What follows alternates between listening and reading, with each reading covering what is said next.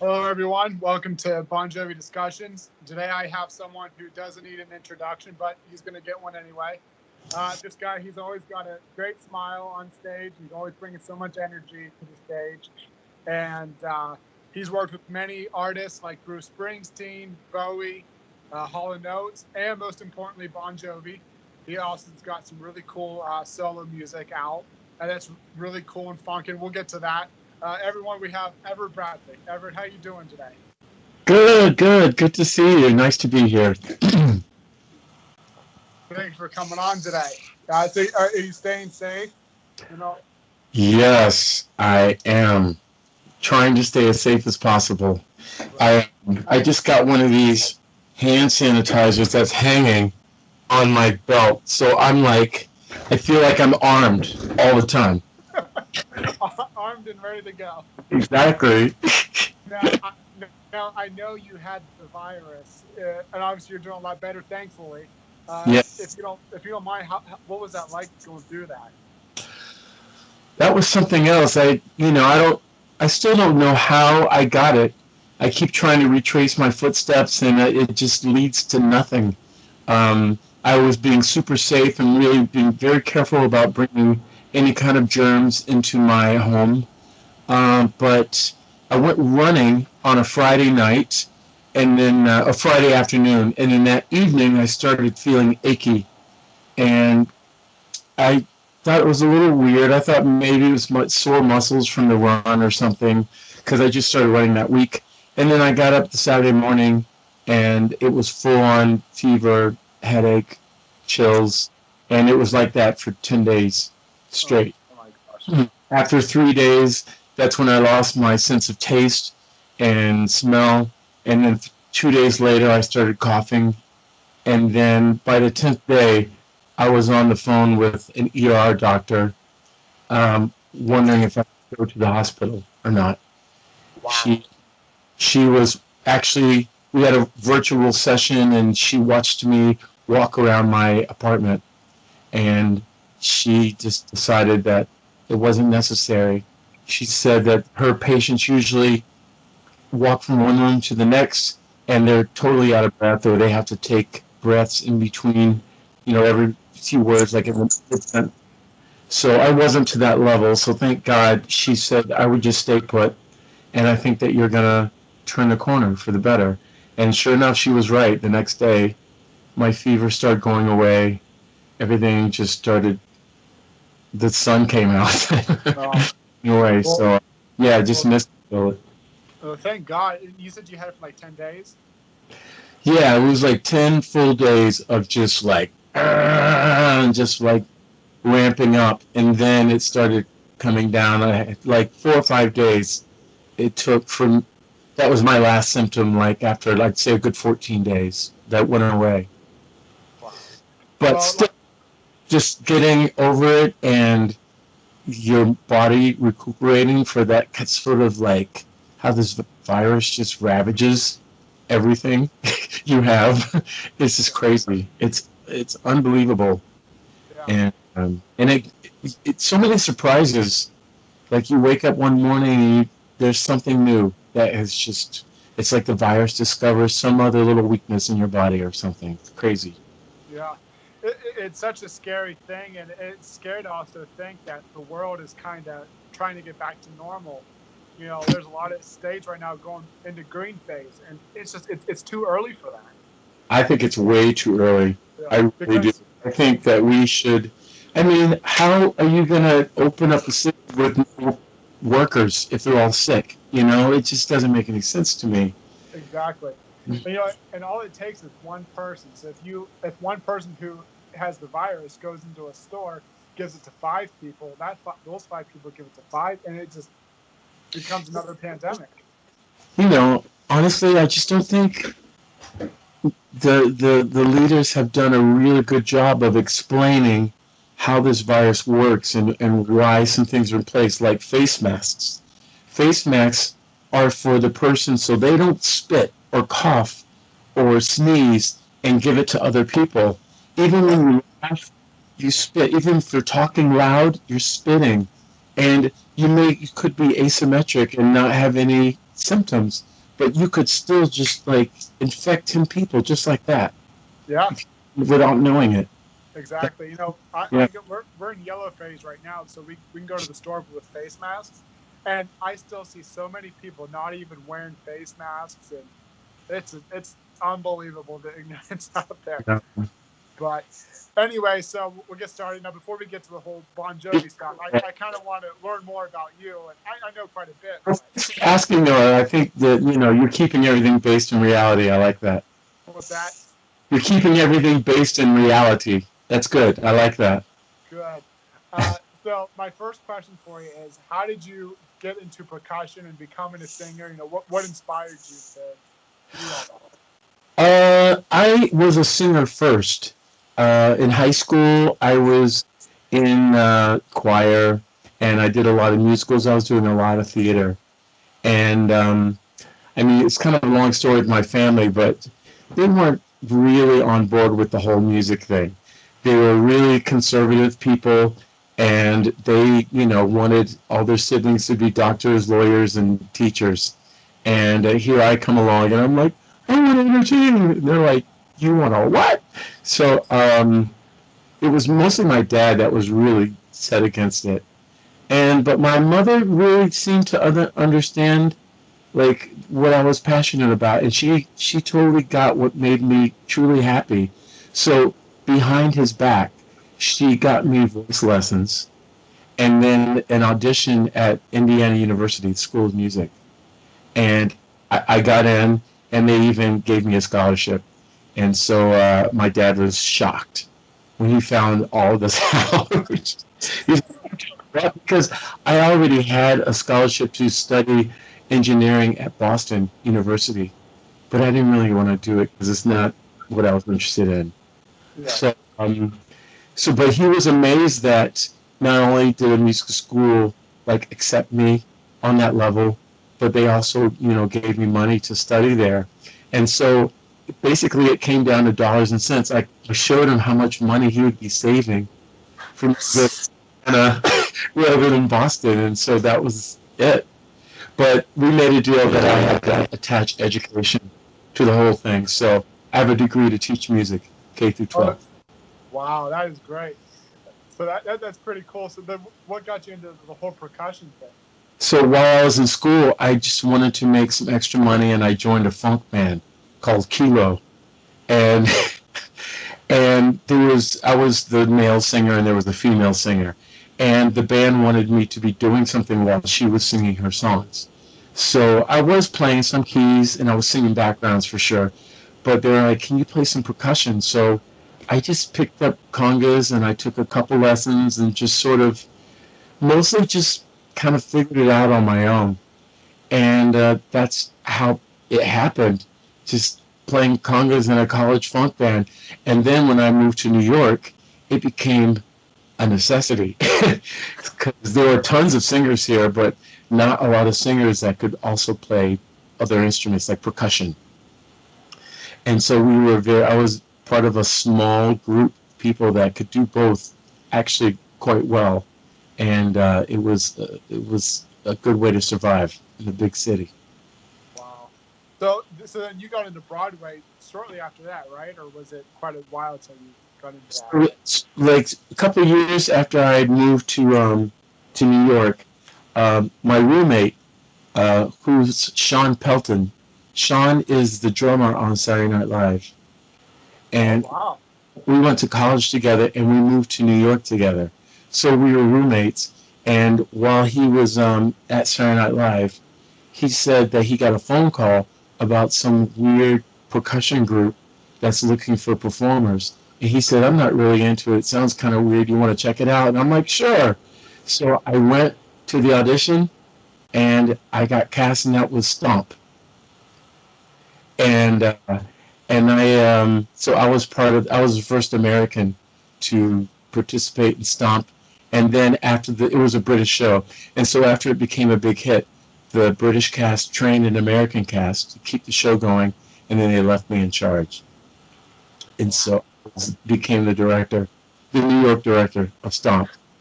How'd you like doing that? Oh, easy peasy? total life change, game change, everything. Mostly because, have you seen the show? For Stomp, no, I haven't. So it's about a show. It's a show about these 8 characters, and they play found objects. They play junk. They play anything from Zippos to trash cans to kitchen sinks to rubber tires to basketballs to rubber tubes, and it's mostly has sort of an industrial feel. But what's so great about the show is that it's based on who you are as a person, as a character, as a rhythmic person. So when I came in, they knew that I had a theater background. They knew that I was a good mover, a good dancer. They also knew that I played percussion. They also knew that I was a singer. And so they sort of like groomed the role around me. And that's what they do. They groomed the role around any individual that comes in. So it keeps the show fresh and unique. And it also makes you deal with yourself. Like, what is it about me that's special? You know? Yeah, it makes stand out. Yes, exactly. So I think that forced me to really embrace who I am as a person, as a human, as a performer. Yeah, and that's like you said, you know, going to New York City, being a singer, there's millions of others aspiring singers, but what makes you stand out compared to the others, and percussion was your thing. That stand out compared to the others. So that's pretty cool. So we'll get into the whole Bon Jovi thing shortly, but how did you eventually but how did you get into like David Bowie and Hall & Oates and Bruce Springsteen? Wow, those are all different stories. Well, quickly, David Bowie, that connection was through Mark Platty. Mark Platty is a producer engineer, and we went to college together. And he was working with David Bowie at the time, and he did a record called Earthling with Bowie that he co-produced and engineered. And I think the album after that was something called Hours, a record called Hours, and they needed a track that had needed percussion.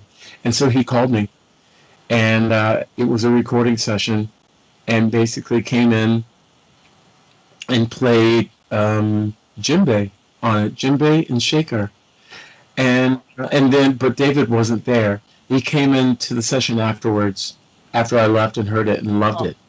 And then he invited me to the listening party, and that's when I met him, and he was incredible. And then I ended up auditioning for his tour as well, but he didn't take me. He wanted a woman to sing.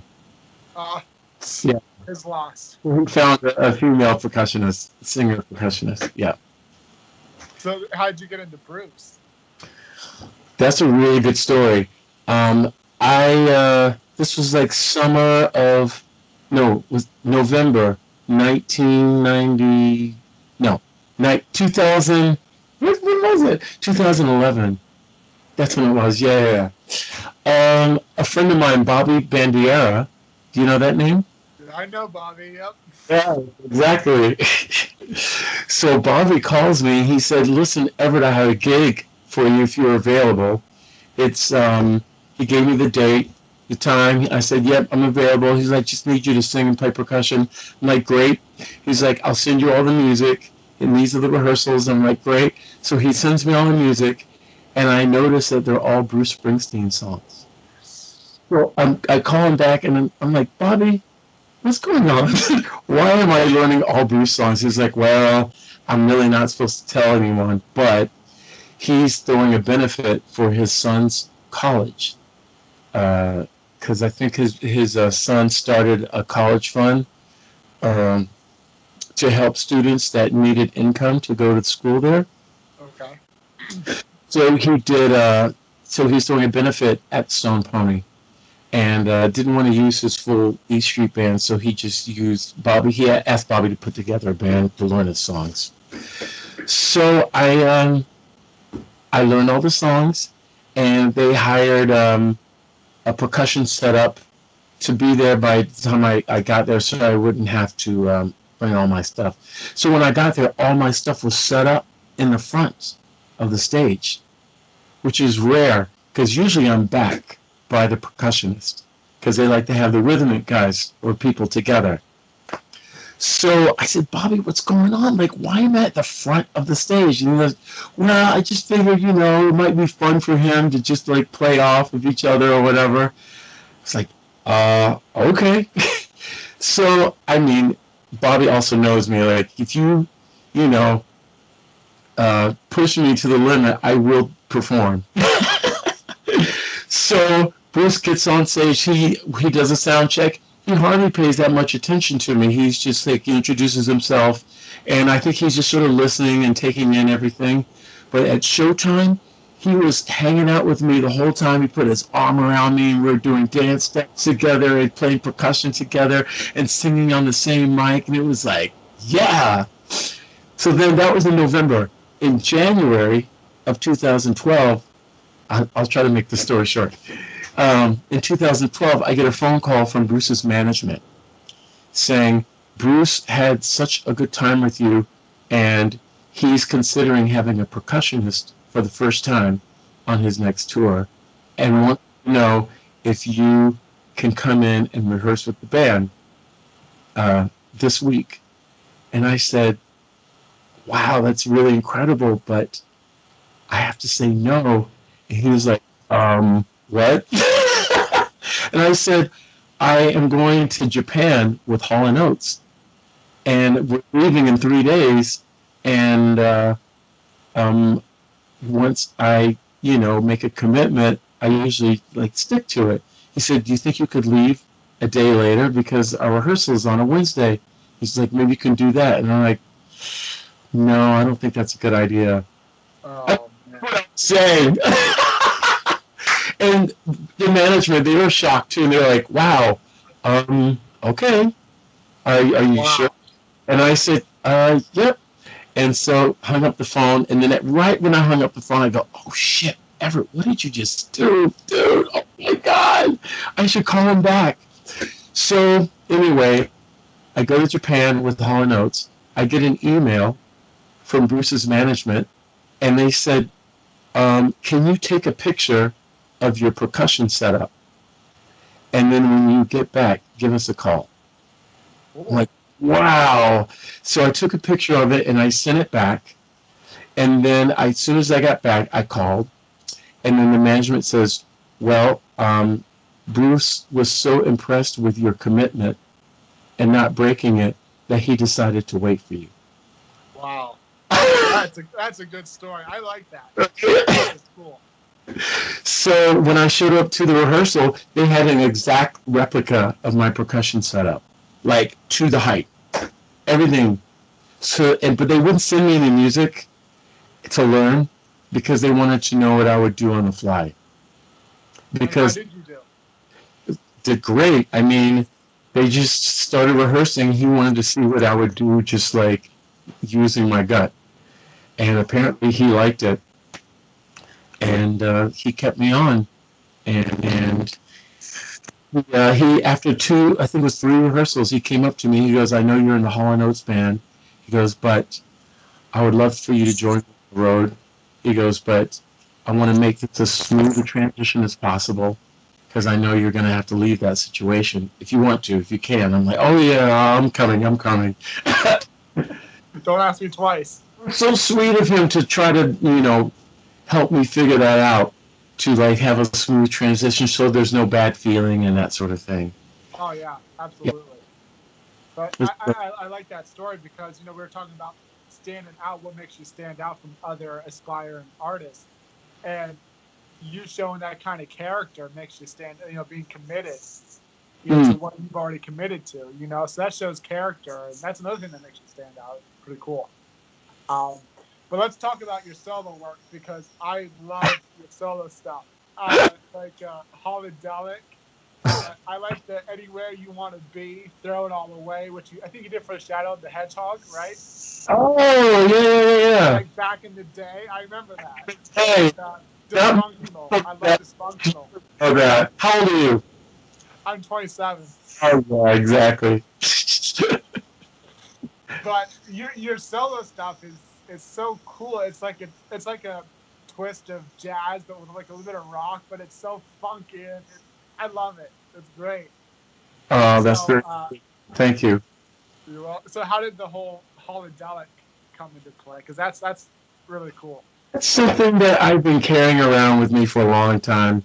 When I was still, before I was a teenager, my uncle brought home a Sly and the Family Stone album. I don't know if you're too young for that band, but it was sort of my introduction to funk.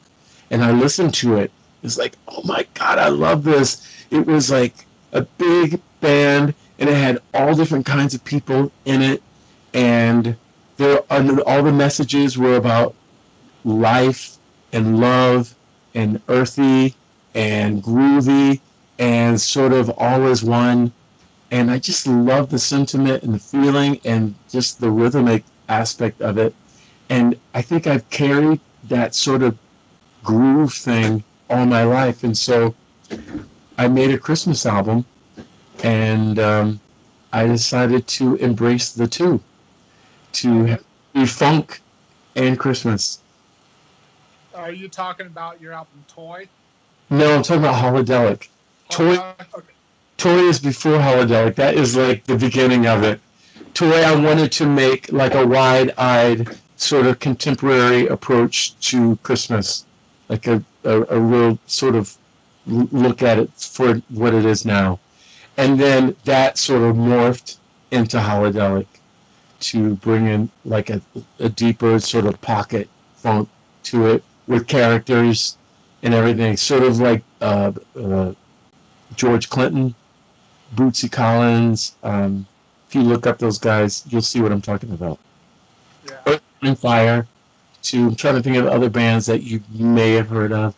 Even bands like the Commodores or Ohio Players, Confunction. There's so many. Rick James. And the music videos too, to Holidelic and all those, they're so funny, and it's funny. It lifts your spirits. Especially during the Christmas time. I know some of my Bon Jovi friends, they went and seen some of your Holidelic shows, and they said nothing but good things. Oh, that's really yes, I've seen some people there. Yep. Yeah. So sweet come out. But yeah, for me, it's a big release for many reasons. Just because it's my joy of my childhood.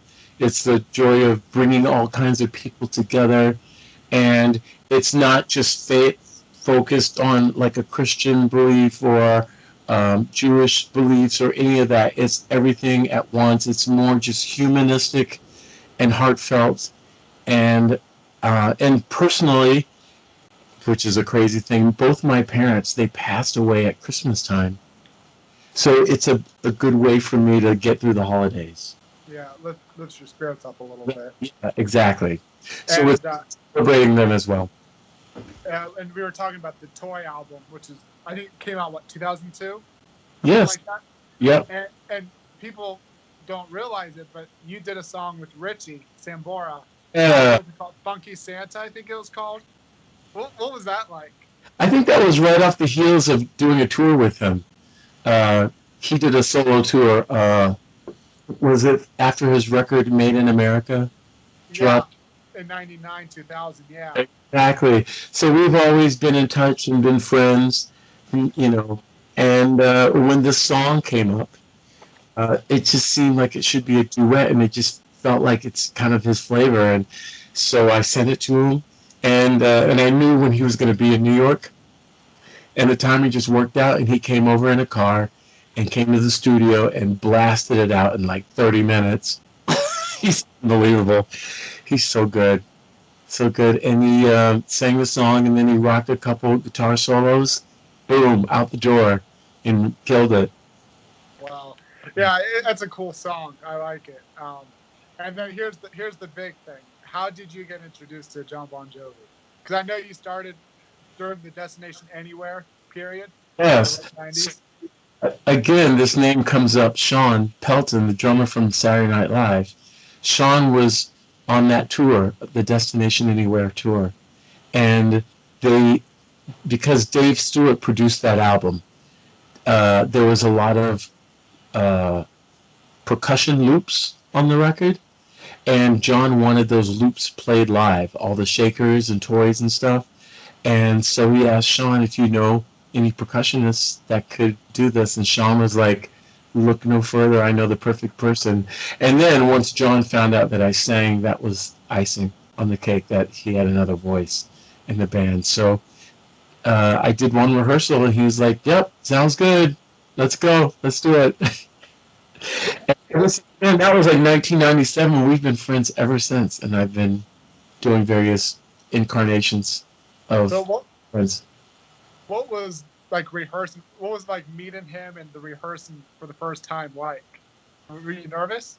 I had actually seen him perform at the Stone Pony before I did that thing with him, and he came up, he sat in and did some old school song from the 50s, and I can't remember what it was, but his command of the stage and his voice, like how it just like went through the mic and like up your ass, was so awesome.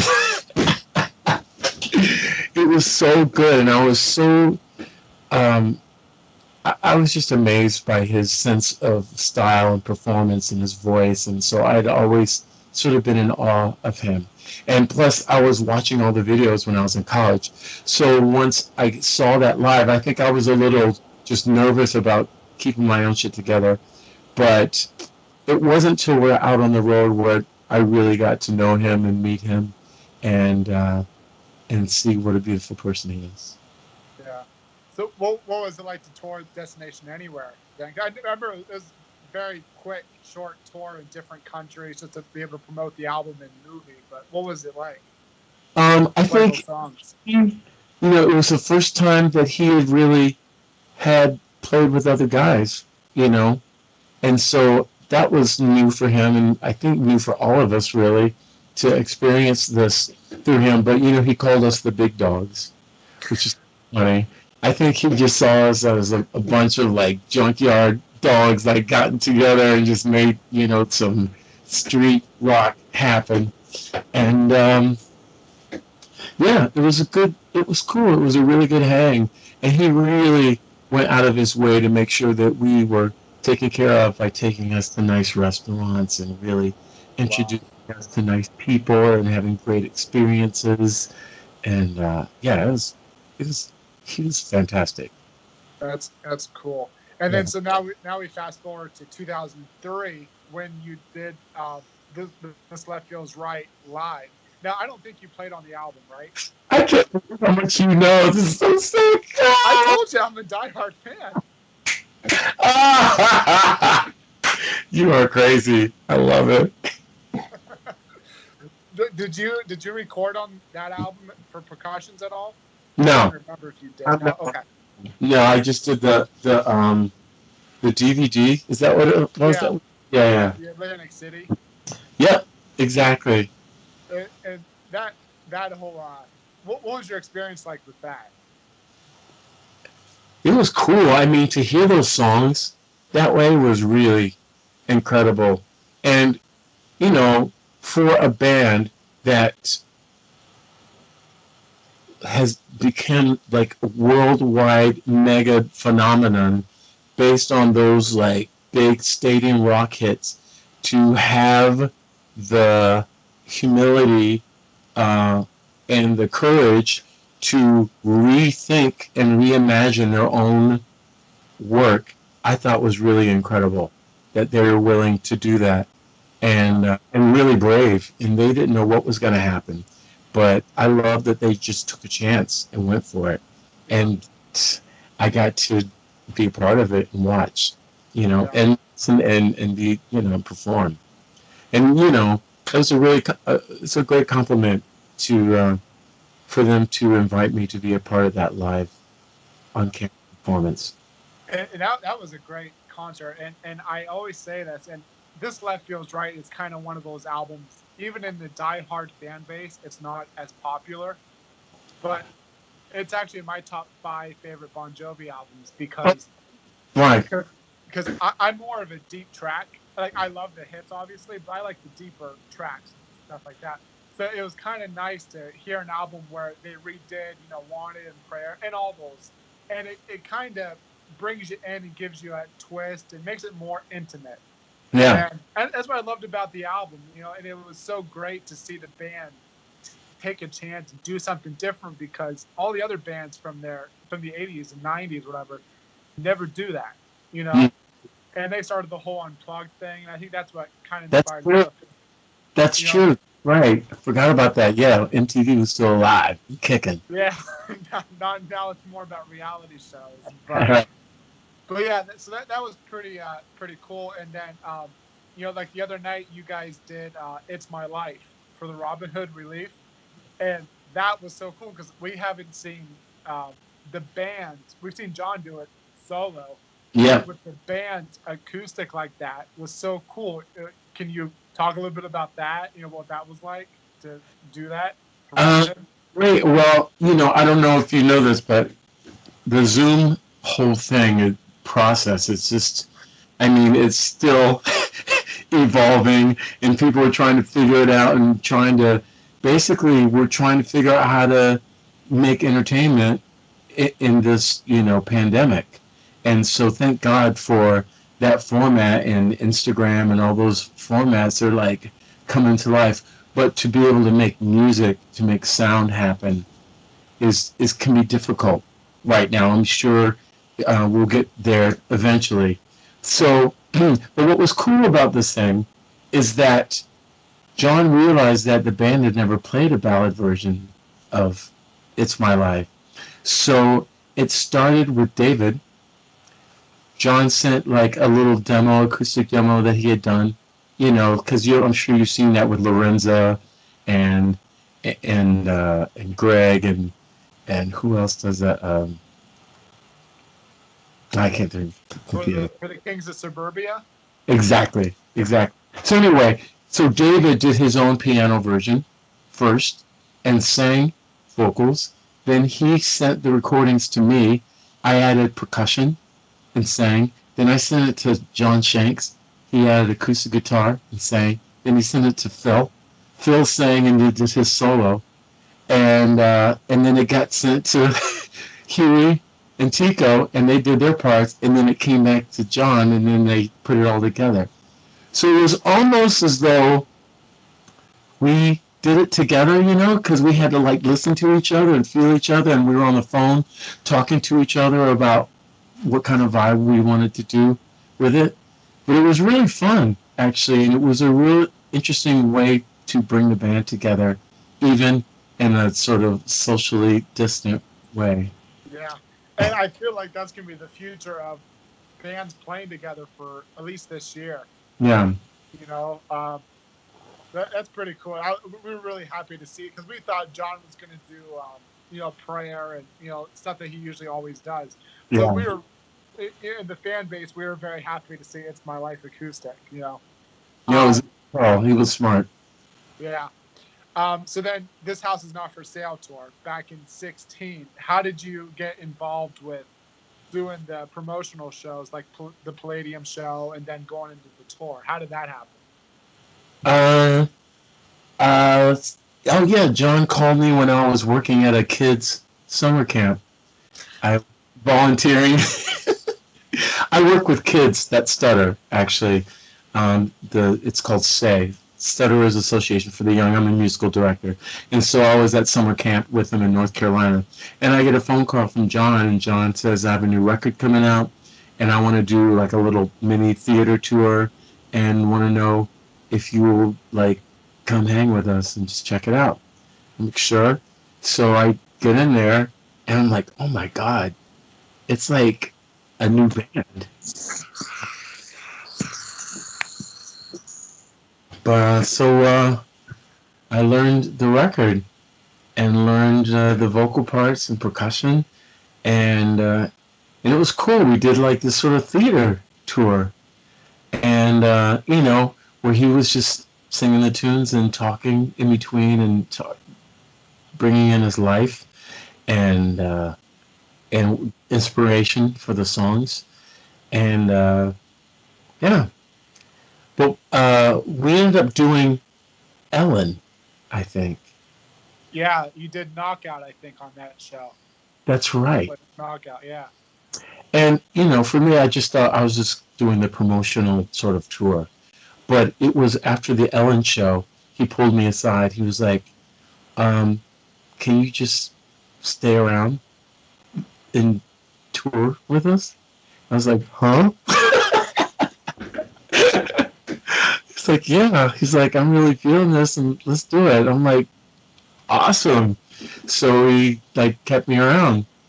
And that's why that was sort of the beginning of me being a part of this and playing with the big band.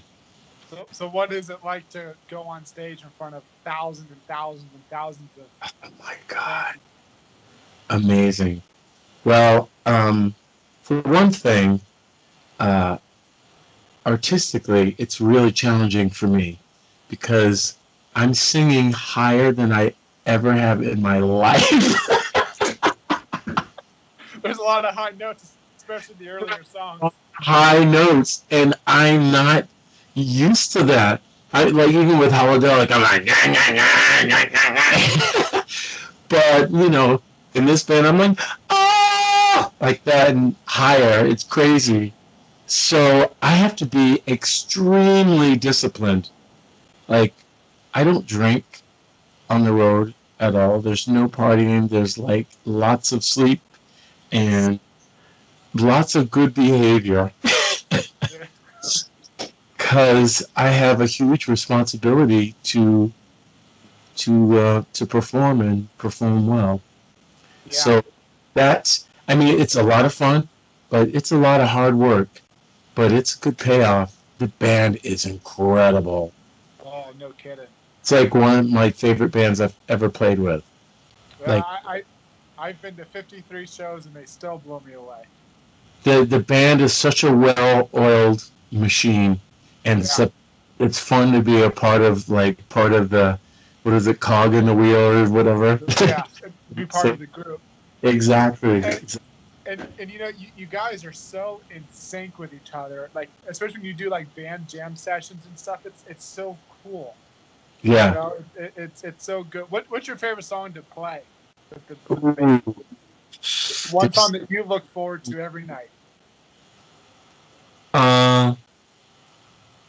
What songs? Oh, there's so many. Well, I love Living on a Prayer so much. To me, that is just that's my jam. But that's like dance party to me. There's a remix of that. Is there? There's a lot of remixes of that song. I like Knockout too. And one of my favorite songs that he never does, what is it? Oh God, I'm not thinking of the set list right now. But it has sort of like an EDM kind of vibe to it. Oh, I know. Yeah, tell me more. What is it? Oh, now I'm Can you tell you the lyrics to it? I can tell you. Wait, let me just look at the playlist that I have here because I know it's in there. Is it another Born song? Born Again Tomorrow? Or Born to Be My Baby? Who does Born to Be My Baby? I think it's Born Again Tomorrow. It's Born Again Tomorrow. Yeah, that kind of has an EDM vibe to it a little bit. Yeah, I think he played it during the promotional shows, but not through the tour. Yes, and I always ask him to do it, and he was like, I know I should do that one, but he's like, it's too similar to other songs that I'd rather do. But, I mean, I just like dance music, so that's part of my trip. And I love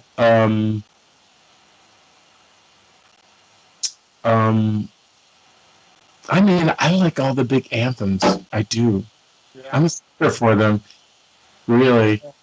Yeah. I'm not like deep cut B-side guy. I'm more like, just give me like the big jams. Maybe because I grew up on them or something. Yeah. Yeah. Now you'll be on the future Bon Jovi tour, correct? Next. Yes. Yes. I was going to be on the one that was planned for this year before the Yeah. pandemic. Yeah. Yeah. But hopefully, I think John's aiming for next year from what he said in interviews. But And hopefully, I'm on the I'm on the new album as well. oh, you are. Yes. Okay. What can And you? What's that? I recorded with the band. Not in the same room. I did all the overdubs, like background vocals, percussion, like after the rhythm section played. Okay. So on this recording, what can you say about the new album? It's really good and it's really personal. I think. I think it's one of the most personal albums. Yeah. See, Yeah. that's what I love about some of the albums. They're so personal. We go back to Destination Anywhere. That's Yeah. probably one of my favorite albums that John has ever written. It's a solo album, obviously, but it's one of the most vulnerable and open albums John has ever written. And those make the best songs.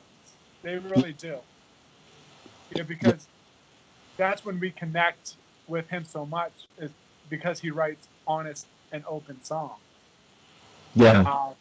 But I'm glad that you're on the album, and I'm glad you're going to be on the future tour, because you deserve that spot on the stage, because you always have a smile, always, whether it's a picture or in a video. You always Sometimes smile. it's much. I should. Everyone's being all tough on stage, and And there's you.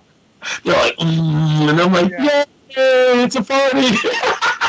But yeah, and you bring so much energy and a style to the band. It's great. Oh, that's really nice. That's really sweet. I think just because I like to dance and I like dance music, and I just sort of bring that sort of energy, like party kind of energy, to the stage. I think that has made a difference. Yeah, absolutely.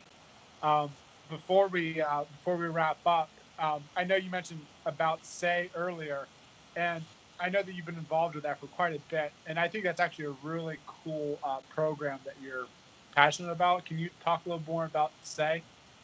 Yeah, I've been. It was born out of a friend of mine named Caro Alexander. We did Stomp together, and we were having Indian dinner one night, and he told me that he was a stutterer, which I did not know at all. And once he told me, then I was like, oh, I can hear it in his voice now. Like whenever he pauses to speak, it's because those are little blocks. But I never knew. I thought he was just making a point. Anyway, um, he told me that he wanted to start uh, a a theater program for kids, specifically for kids that stutter, and asked me if I would be the musical director. And I was like, sure, yes. And then, boom, it has grown like crazy. There's now a Say in New York. There's a Say in DC. There's a Say in Australia. There's kids from all over the world, all who had a stutter, and they're all on different levels, from really light to really severe.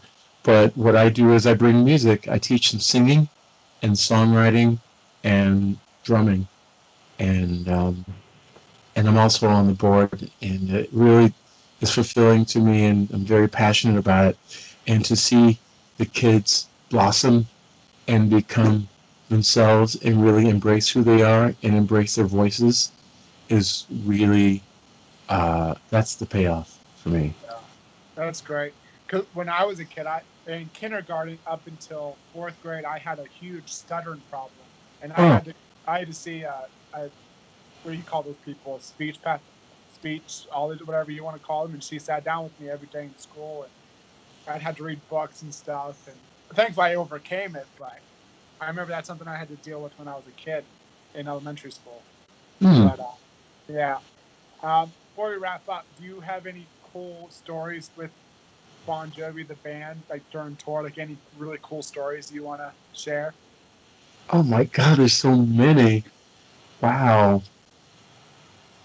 I guess we were, I mean, just recently when we were all sitting around having dinner before a concert backstage, and we always have dinner together, which is nice. It's kind of like a family.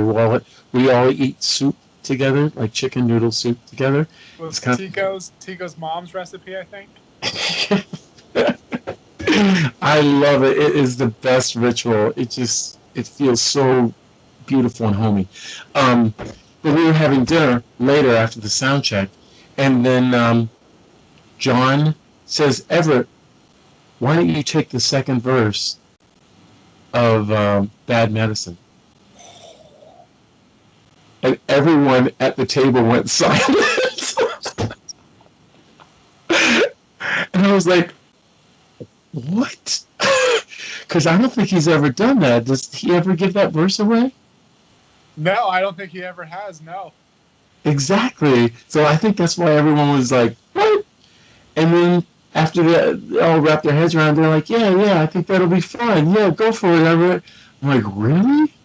What? I was freaking out. So that happened. That we were in South America, I think. Last year. And so I was so nervous. And he usually does that song like towards the end of the show.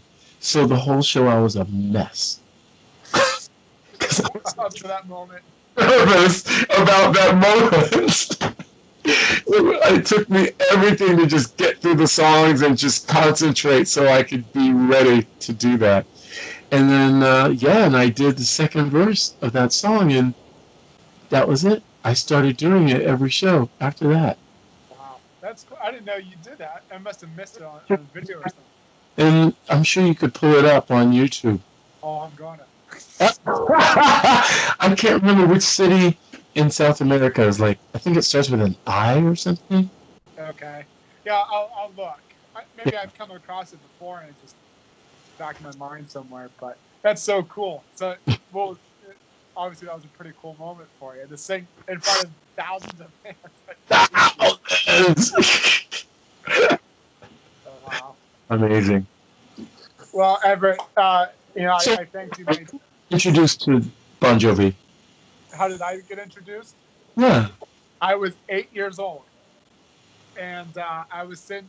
We talking about MTV. I was sitting in front of VH1 music videos, the top 20, and the music video for "It's My Life" came on, and I saw. In the music video, you see the stunt actor trying to make his way to a Bon Jovi show. And I thought that was cool, the way he was doing his stunts. And then I saw John and Richie, and I thought they looked like the coolest guys. And every morning I would wait for that video to come on. And so eventually I knew the Crush album was going to be coming out because the video came out in May. The Crush album was going to come out in June. And so I begged my dad to buy me the Crush album the day it came out. And he did. And that entire summer, that's all that I listened to. I just loved every track on that album. And before you know it, I was buying the debut, 7800, Slippery, and so on up until 2000. Wow. I just, I'd open up the booklets and read the lyrics as the music played, and I just fell in love and connected to the music. And ever since, I've just had this huge connection with the music, and I've made so many friends through the fandom.